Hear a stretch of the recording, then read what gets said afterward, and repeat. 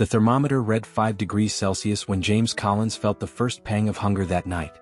At 23 years old, curled up against the wall of an abandoned commercial building, he watched his breath form small clouds in the frigid winter air. His hands, shielded only by a pair of worn gloves with the fingertips exposed, clutched tightly to the meager coins he had earned that day, exactly 4 one-real coins, obtained after hours of hauling boxes at the Central Market. 6 months ago, the idea of sleeping on the street would have been unthinkable for James. He had a stable job as an administrative assistant at Graham & Associates, a small accounting firm, and was in his second year of business school. His modest rented room wasn't luxurious, but it had a warm bed and a secure roof. Life wasn't easy, but it was dignified. Then, on an ordinary Monday without any prior warning, the company shut its doors, leaving dozens of employees adrift. Financial difficulties was the only explanation they received. James could still recall the weight of his final paycheck in his hands, knowing he would need to stretch it as far as possible.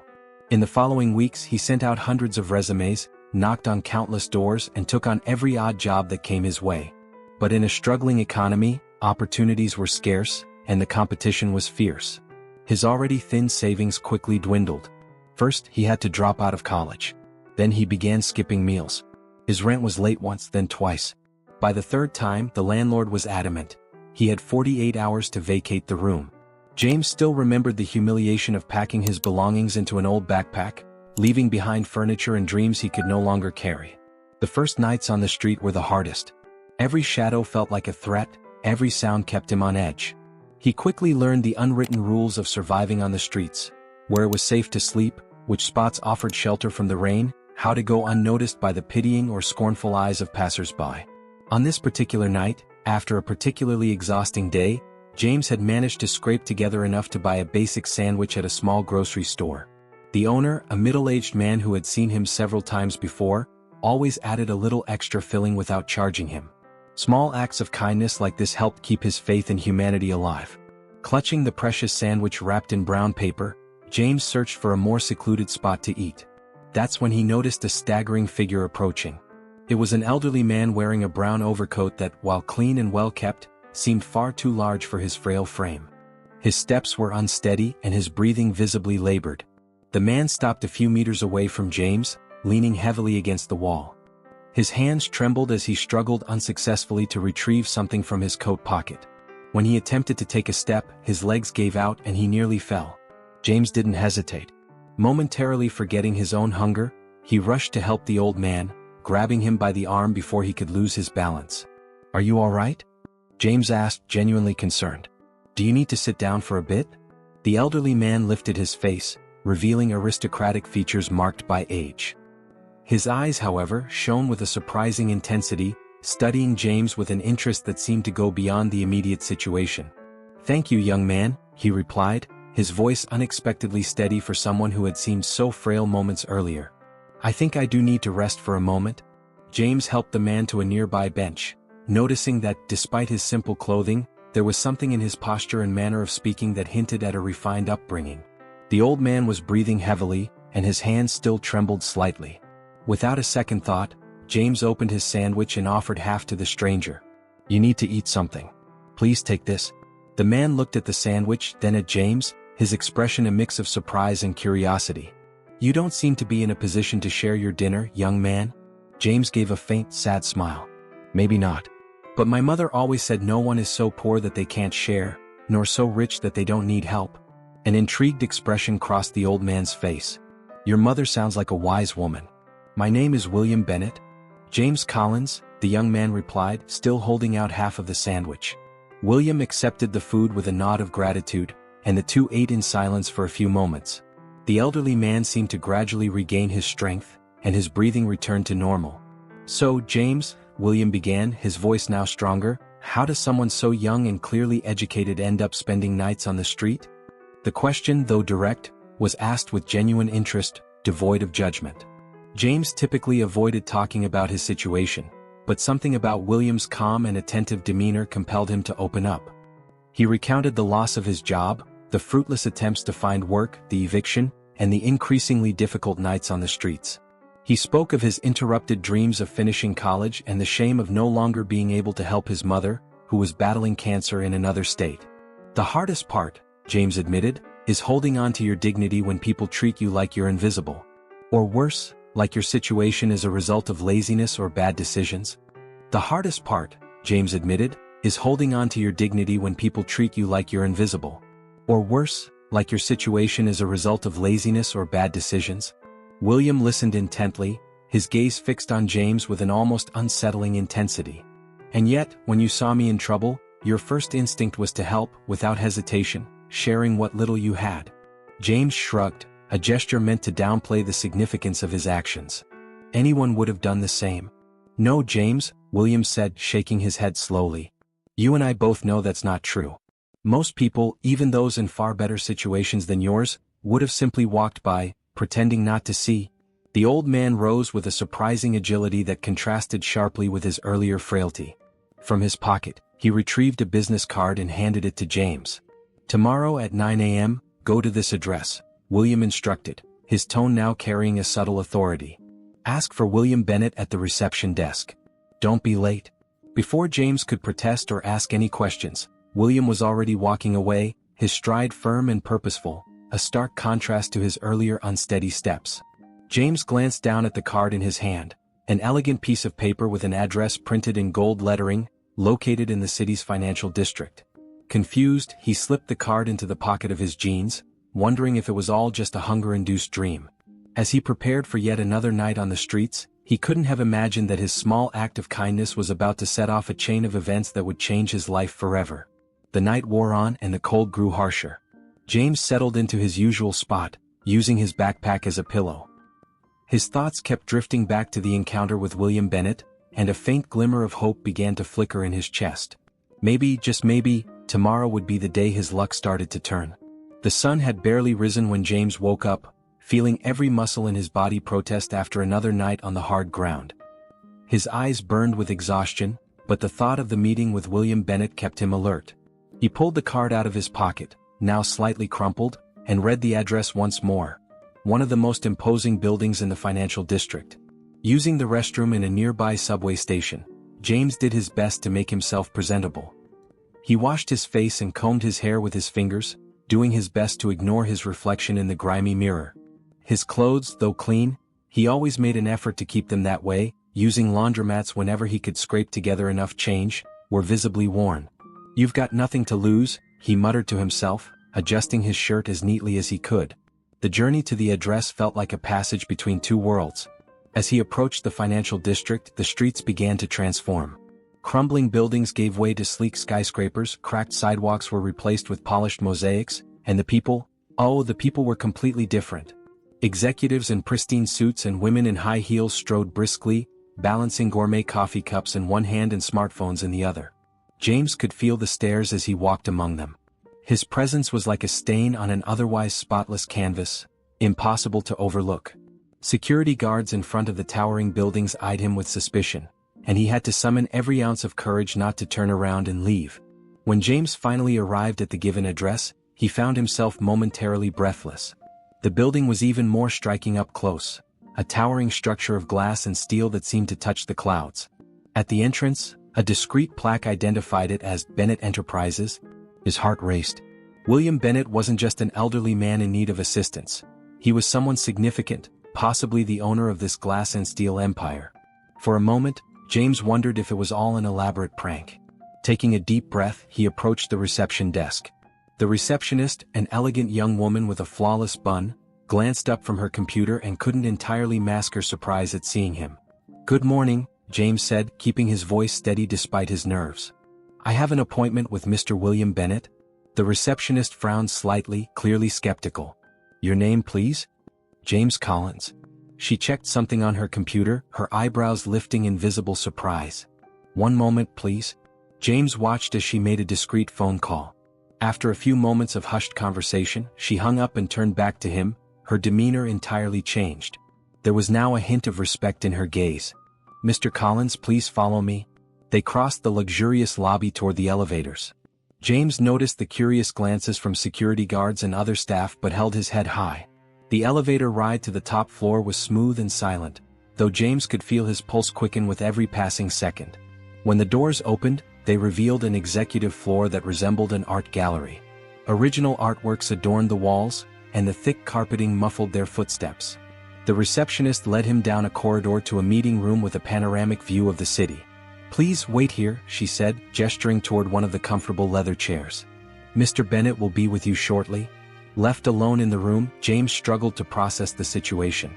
Through the floor-to-ceiling windows, he could see the entire city stretching out to the horizon. Somewhere down there was the spot where he had slept the night before. It now felt like a world away. His thoughts were interrupted by the sound of the door opening. William Bennett entered, but he was no longer the seemingly frail man from the previous night. Dressed in a custom-tailored suit and walking with the upright posture of someone accustomed to authority, he looked decades younger. "Good morning, James," William greeted him with a warm smile, extending his hand. "I'm glad you came." James shook the offered hand, noting the firmness of his grip. There was no trace of the tremor from the night before. "You were testing me," James said, not as an accusation but as an observation. William nodded, taking a seat at the table. "Yes, I was." "And you passed with flying colors?" He paused, studying James intently. "You see, James, over the years, I've developed a peculiar method of assessing a person's character. I believe it's in moments of hardship that we reveal who we truly are." He opened a folder on the table and James recognized his own resume. "I did some research on you last night. Your academic record is impressive, and your references from Graham and Associates are excellent. But what intrigued me the most was your reaction yesterday evening." "I don't understand," James admitted. "Why go to all this trouble to evaluate me?" William leaned back in his chair, a small smile playing on his lips. "Because I'm looking for someone special for an important project. Someone with not only professional competence but also integrity and compassion. When a person who has almost nothing is willing to share the little they do have, it speaks volumes about their character." He pushed a document across the table. "I'm offering you an opportunity, James. An executive training program at Bennett Enterprises, with all expenses covered, including housing and the resumption of your studies." James stared at the contract, feeling as though the air had been sucked out of the room. "Why? Why me?" "Because companies aren't built solely with diplomas and technical skills," William replied. "They are built by people who understand the value of humanity, even in the most adverse circumstances. You demonstrated more integrity in a moment of need than many show in a lifetime of privilege." James held the contract with trembling hands, his eyes scanning the terms. The salary offered was more than generous, and the benefits included everything he needed to restart his life. "I'm not offering charity, James," William continued, his voice firm. "I'm offering an opportunity. What you do with it will be entirely up to you." James lifted his eyes from the document, meeting William's steady gaze. "I don't know how to thank you." "Don't thank me," William interrupted. "Prove I was right about you. True gratitude is shown through actions, not words." In that moment, sitting in that room with a view of the city that had until now rejected him, James felt the weight of the past few weeks begin to lift. A new page was being turned in his life, one that promised not just a second chance, but also the opportunity to make a difference in the lives of others. What he didn't know was that this was only the first of many surprises William Bennett had in store for him, and that his real test was just beginning.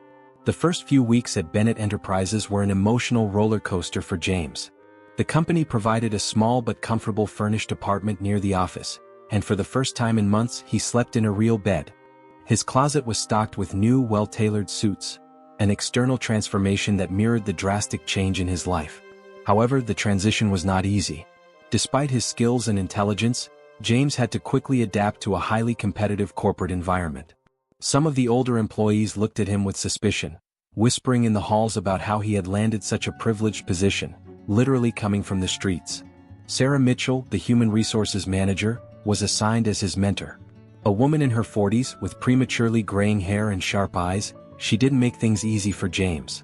"You have a lot to prove here," she said on his first day, her tone professional but direct. "William Bennett may have seen something special in you, but that doesn't mean anything if you don't show your worth." James accepted the challenge with determination. He arrived an hour early, stayed late, and studied the company's procedures on weekends.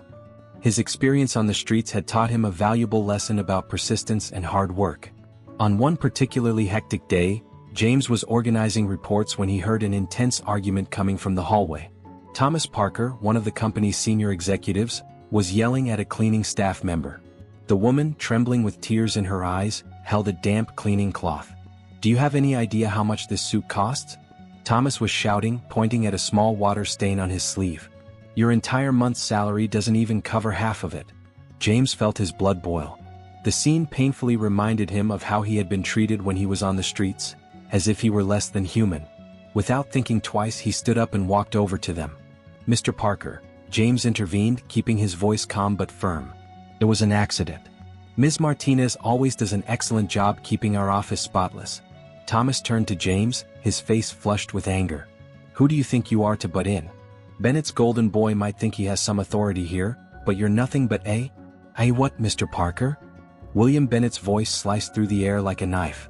The CEO was standing just a few feet away, his face a mask of disapproval. The silence that followed was deafening. Thomas visibly paled, while Ms. Martinez continued to tremble, now even more frightened by the presence of the CEO. In my office. Now. William commanded, his tone leaving no room for argument. Before Thomas could leave, he turned to James. You too, Mr. Collins? In the spacious presidential office, William sat behind his imposing desk, watching the two men before him. Thomas had regained some of his composure and now wore an arrogant expression.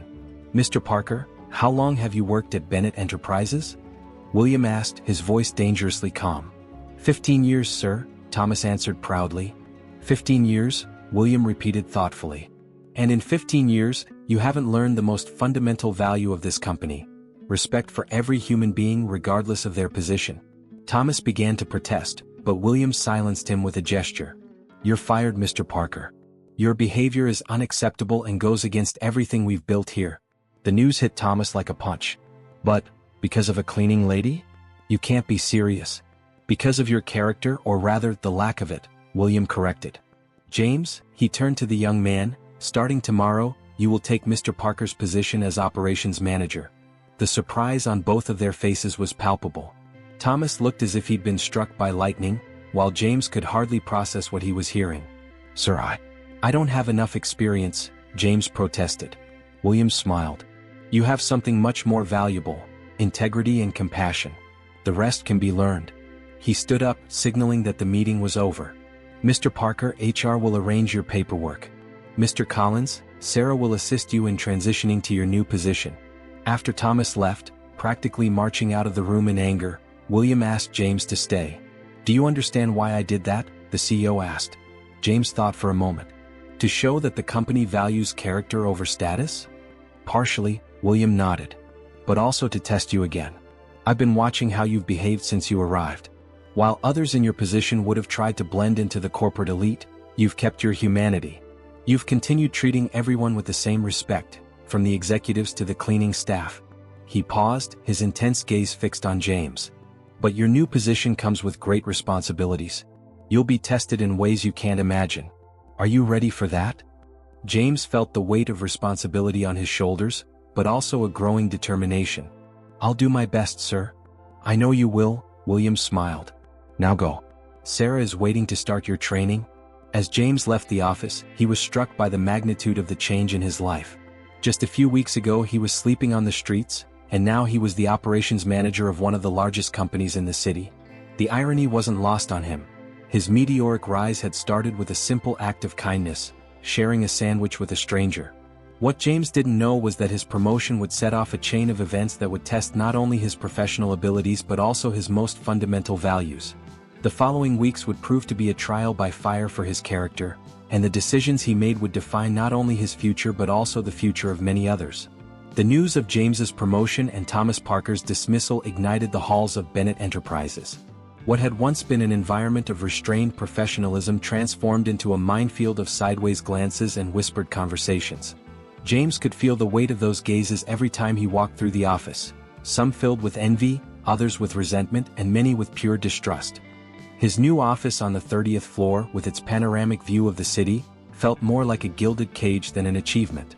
The glass walls made him feel exposed, as though every movement of his was being scrutinized. The solid mahogany desk, inherited from Thomas Parker, still carried the ghost of its former owner, each drawer holding traces of 15 years of power and influence.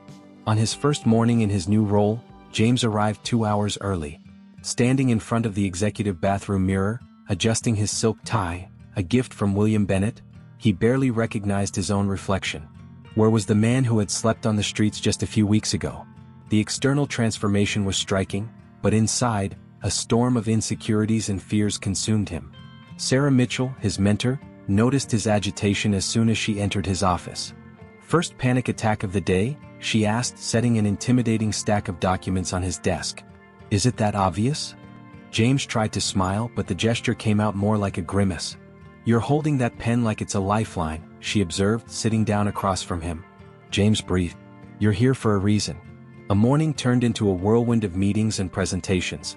His team, 30 seasoned professionals, watched him with a mixture of curiosity and skepticism during the first departmental meeting. James could feel the silent resistance, especially from Michael Dawson, a senior manager who had been passed over for the promotion. "With all due respect, Mr. Collins," Michael interrupted his presentation, his tone making it clear that respect was the last thing on his mind. "But how exactly does someone with your limited experience plan to lead a team of this caliber?" The silence that followed was deafening. James felt a cold sweat trickling down his back, but he kept his posture steady. He reminded himself of the nights on the streets, when he had to keep calm in much more threatening situations. "A valid question, Mr. Dawson," he responded, keeping his voice steady. "My experience may not be conventional, but I've learned something valuable in the most difficult circumstances. True leadership is not about power or status. It's about empathy, adaptability, and the ability to see potential where others see problems." The tension in the room was palpable, but James continued, "In the coming weeks, I plan to have one-on-one meetings with each of you. I want to understand your challenges, your ideas, and your aspirations. Because my job is not to issue orders from a high ivory tower, it's to create an environment where everyone can thrive." The words seemed to have some effect. Some team members began to relax, others showed genuine interest. Only Michael maintained his skeptical expression, but even he seemed momentarily taken aback by the response. However, the real test came with the Maxwell contract negotiation. Maxwell Corporation was not just a potential client, it was a dominant force in the market, known for swallowing up smaller companies and squeezing every last drop of efficiency from its partners. During the board meeting, Robert Chin, the CFO, presented his proposal with the clinical coldness of a surgeon. "The projections are clear," he declared, his eyes fixed on the projected graphs. "To meet the margins required by Maxwell, we need to implement significant cuts. The cleaning and maintenance team is the most logical target." James felt his stomach churn as he looked at the numbers. 20% of the team, that meant 15 families. Faces began to appear in his mind. Mrs. Maria, who cleaned his office every morning, always with a gentle smile, even though her hands were calloused from work. Jose, the janitor who had told him about his 3 children in college, supported by his modest salary. "These people are expendable," Robert continued, his monotone voice echoing in the room. "The market has an abundance of unskilled labor."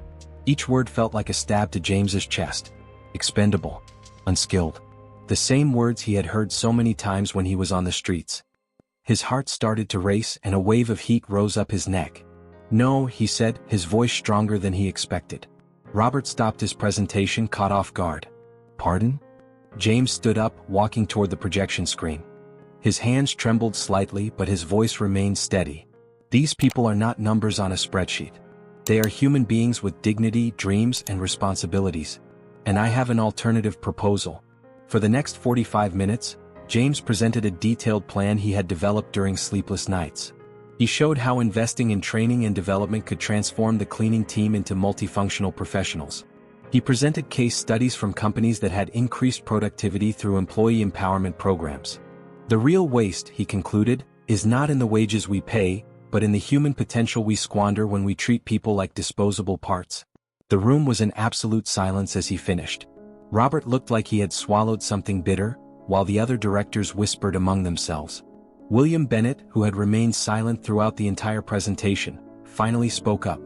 "Mr. Collins," his deep voice filled the room, "do you understand that your proposal will require a significant initial investment? That the results may take months to materialize?" James held his mentor's gaze. "Yes, sir. But I also understand that some decisions go beyond immediate profit. They're about the kind of company we want to be, the legacy we want to leave."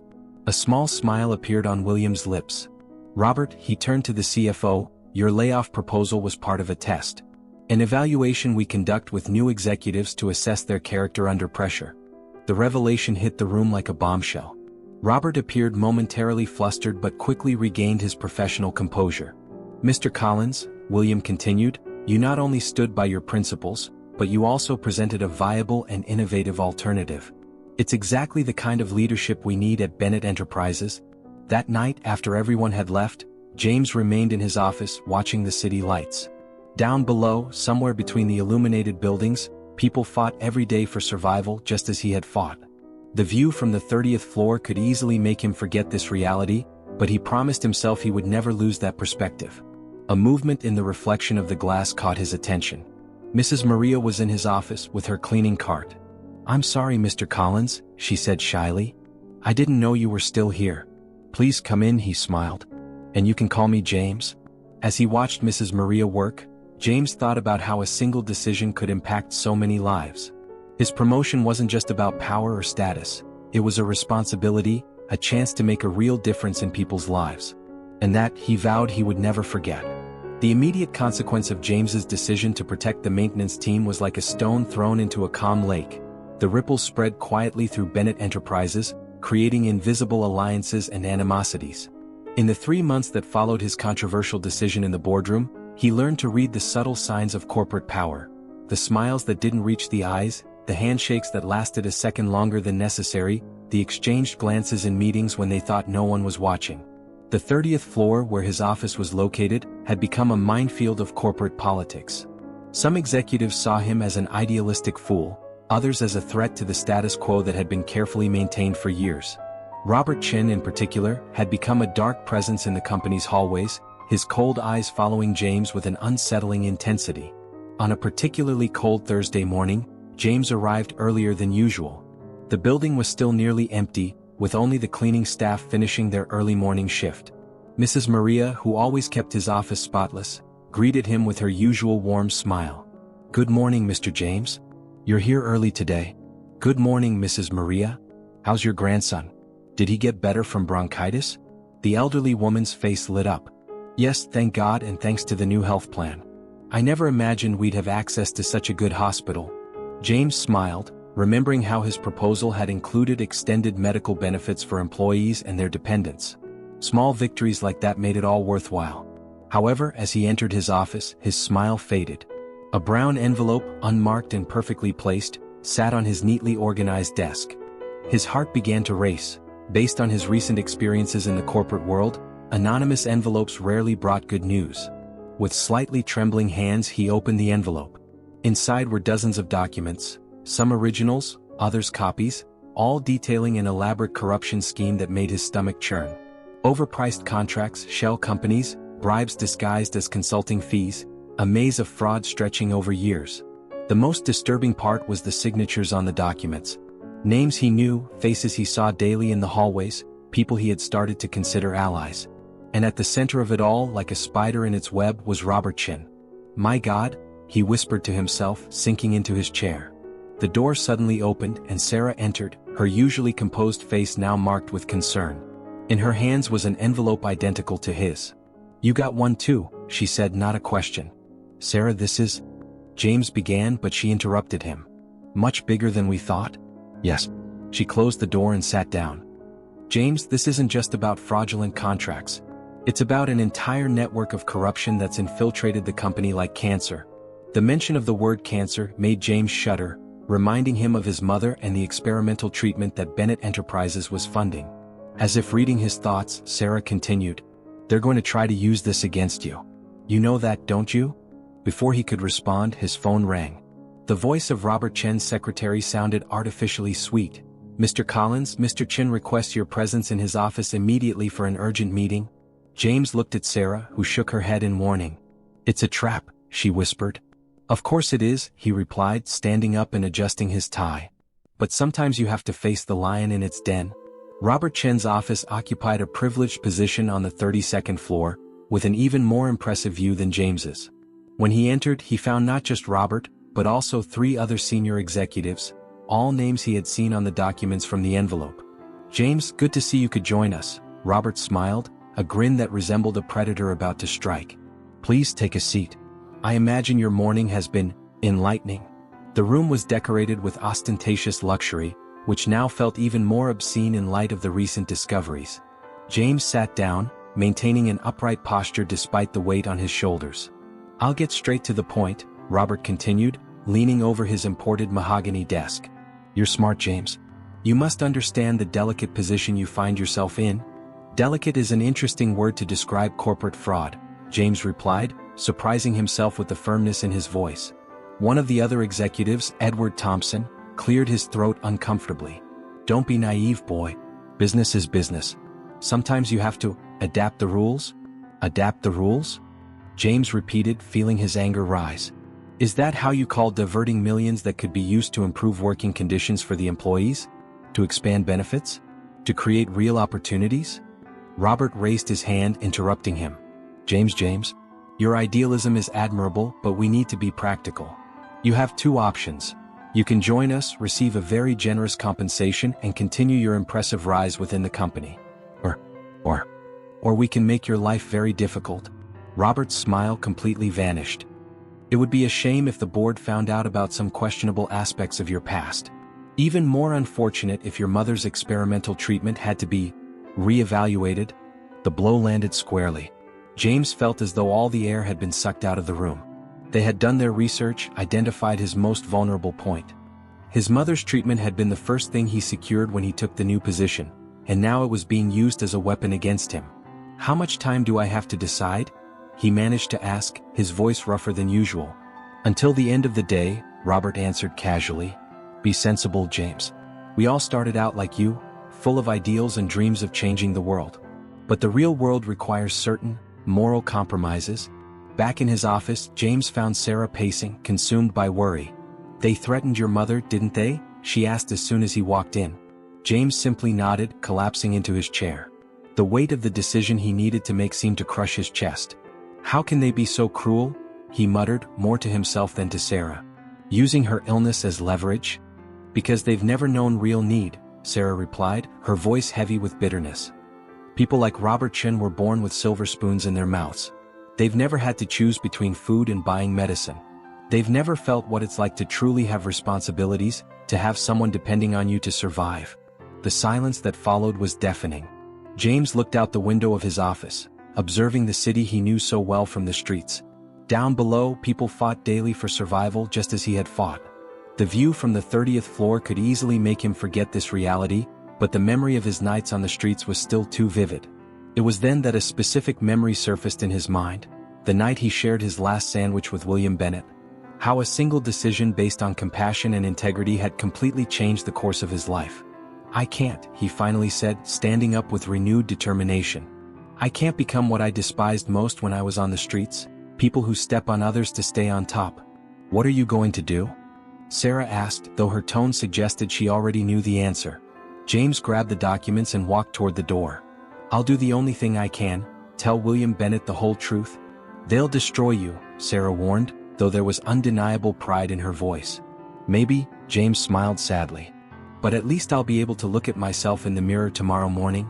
The walk to William's office felt like the longest of his life. Every step echoed with the weight of his decision. Every breath carried the fear of the consequences to come.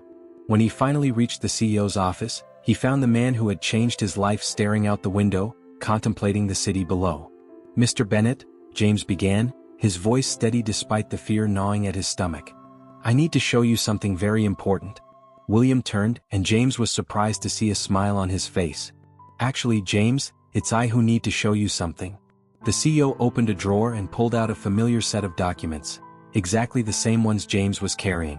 "How?" James stammered, feeling as if the floor had vanished beneath his feet. "Do you really think Robert Chen could have kept such a scheme of this magnitude going for so long without my knowledge?" William asked, sitting down calmly. "This was your final test, James? And you passed with flying colors?" The revelation hit James like a wave. All of this was a test? The threats, my mother? The corruption was real, William clarified, his face now serious. But it was under control. "We needed to be absolutely sure that you were the right person for the next phase." "What phase?" William smiled, that same enigmatic smile from the first night they met. "I'm retiring, James. And I need someone to take over not just the company but, more importantly, its legacy of integrity. Someone who understands that true power isn't about how much money you can amass, but how many lives you can transform for the better. William Bennett's revelation hit James like a lightning bolt on a clear day. The luxurious presidential office, which had always intimidated him with its grandeur, now seemed to spin around him. He had to lean against the Italian leather chair to steady himself as his mind tried to process the magnitude of what he had just heard. Why? The question came out almost as a whisper, his voice betraying the confusion he felt. William rose from his imposing chair and walked to the window that spanned the entire wall. The afternoon sun bathed the city in golden hues, creating a play of light and shadow between the skyscrapers. For a moment, only the soft hum of the air conditioning filled the silence. "You know, James," William began, his voice carrying the weight of experience, "in my 40 years leading this company, I've learned that there are two types of people in the corporate world. Those who see numbers on a spreadsheet, and those who see the lives behind those numbers." He turned to face James, his eyes shining with a peculiar intensity. "When you shared your last sandwich with me that night, you weren't just sharing food. You were demonstrating something that has become extraordinarily rare in the business world. Genuine humanity." James processed the words slowly, recalling the anguish of the past few hours. "And the whole corruption scheme? Robert Chin?" The office door opened silently and Sarah walked in, followed by Robert.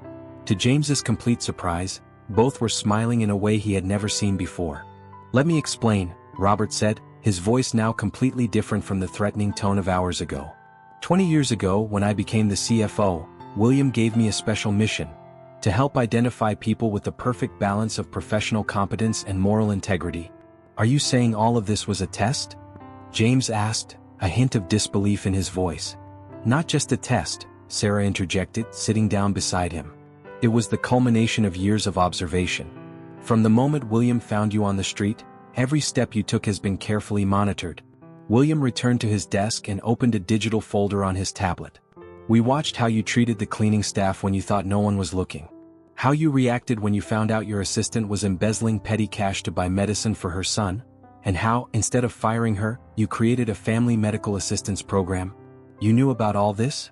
James asked, astonished. "We knew everything," Sarah smiled.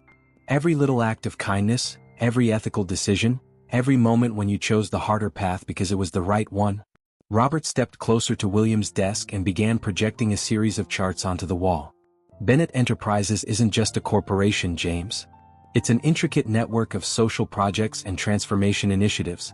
The images began to show various projects: modern housing complexes in underserved areas, free technical schools, medical clinics in vulnerable communities, professional rehabilitation centers for homeless individuals. "All of these projects are secretly funded by the company," William explained. "We use a complex structure of subsidiaries and foundations to keep everything behind the scenes." "But why the secrecy?" James questioned. "Because true charity doesn't need the spotlight," Sarah replied. "And because many of the people who need help the most are the ones who trust corporations the least." William stood up again, his presence filling the room. "What I'm offering, James, is not just the presidency of a billion-dollar company. It's the responsibility of continuing a legacy of social transformation. To use corporate power not just to generate profits, but to create real, lasting change." The door opened once more and a team of lawyers entered, carrying briefcases and documents. The moment of truth had arrived. "Before you make your decision," William continued, "I need you to fully understand what you're stepping into. This position comes with immense power, but also with a corresponding responsibility. You'll have to balance the demands of shareholders with our social mission. It won't always be easy." James looked at the documents on the table, reflecting on his own journey. From the cold nights on the streets to this moment, every experience, every trial had prepared him for this responsibility. "How will the transition work?" he asked, his voice now more firm. "In the next 6 months, you'll learn every aspect of the operation," Sarah explained. "Not just the business side but primarily our network of social projects. You'll need to get to know each initiative, every partner, every beneficiary." "And Robert?" The CFO smiled. "I'll continue as your right hand if you'll accept me. Someone needs to keep up the appearance of a traditional corporation while you revolutionize things from within." William took a thick envelope from his drawer and handed it to James. "Here is your first mission as the future CEO. It's a project to transform abandoned areas in the city center into quality, affordable housing. It'll be your chance to help people who were in the same situation you were." James opened the envelope, his eyes scanning the project details. Each page revealed a vision of urban transformation that went beyond simply building buildings. It was a plan to rebuild lives. "One last question," James said, looking directly at William. "Why retire now?" William's smile softened, taking on an almost paternal tone. "Because I found someone who understands, truly understands, that the real measure of success isn't the size of your bank account, but the positive impact you can have on other people's lives. Someone who learned that lesson not in an MBA classroom, but in the hardest school of all, real life." James took the pen offered to him, feeling its weight, not just physically but symbolically. As he signed the succession documents, a certainty grew in his chest. He would use every resource, every connection, every moment in this position to create more stories like his own, stories of second chances and transformation. Once he finished signing, William extended his hand for a formal handshake, but James surprised him with a hug. "Thank you," he whispered, "not just for the opportunity, but for showing me that power can be used for good." William returned the hug, and for a moment his powerful CEO mask gave way to genuine emotion. "Just promise me you'll keep the spirit of the sandwich test alive."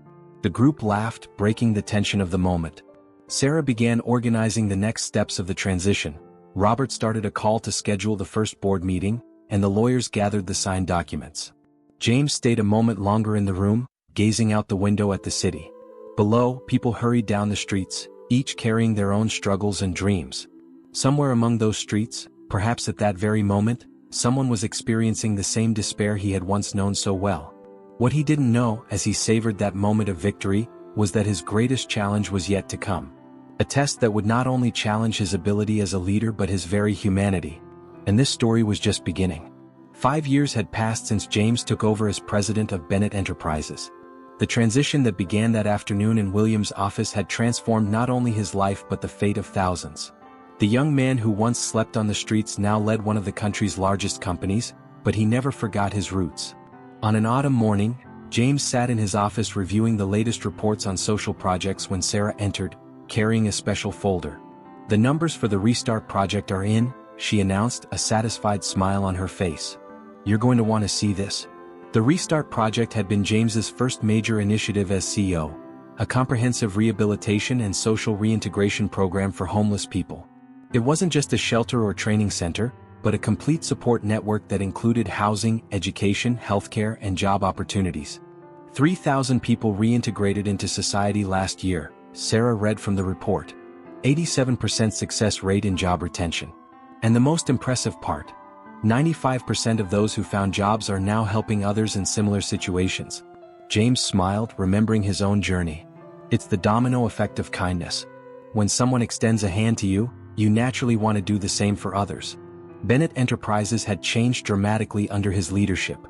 While it remained a financial powerhouse, its corporate culture was completely different. The old mindset of profit above all had been replaced with a business model that prioritized social impact without sacrificing business efficiency. The once empty offices on the lower floors of the building had been transformed into professional training centers. The executive restaurant now served free meals to people in vulnerable situations. Every department had social goals as important as financial ones. William Bennett, though officially retired, still occasionally visited to see the progress of his legacy. On his last visit, his words had stayed with James. "You didn't just keep the vision alive, you expanded it beyond what I could have ever imagined." That afternoon, after the meeting with Sarah, James decided to do something that had become a personal ritual. Dressed in simple clothes, without the executive attire he usually wore, he went for a walk down the same streets where he once fought to survive. On his way, he stopped at a small grocery store, the same one where he used to buy sandwiches when he lived on the streets. The owner, not recognizing him in his casual clothes, treated him like any other customer. James bought a few sandwiches and continued his walk. It didn't take long to find people in need of help. For each one, he offered not only food but also information about the Restart project. Each encounter was a living reminder of his own story, each face a confirmation that his work was far from over. Returning to the office late in the afternoon, James found a surprise. William Bennett was waiting for him in his office, accompanied by Robert and Sarah. "I figured I'd find you here," William smiled. "Still keeping the spirit of the sandwich test alive, I see." James blushed slightly, realizing that his discreet outings weren't as secret as he had imagined. "Some traditions are worth keeping," he replied, sitting down with the group. "And that's why we're here," William continued, his tone more serious. The board has just unanimously approved the international expansion of the Restart project. Over the next 5 years, we'll replicate the model in 50 cities around the world. The news was extraordinary. The project that had started as a local initiative was now set to become a global movement of social transformation. The true measure of success, William reflected, is not just in the numbers we reach but in the lives we change. And you, James, have proven that it's possible to do both. That night, after everyone had left, James stayed in his office, gazing out at the city lights. He remembered the first time he entered that building, nervous and unsure, not knowing that his act of kindness had been the first step of an extraordinary journey. His phone vibrated. It was a message from his mother, now fully recovered from cancer thanks to the treatment funded by the company. She had just visited one of the Restart Project centers and was amazed by the work being done. James smiled, feeling a deep gratitude for everything he had experienced.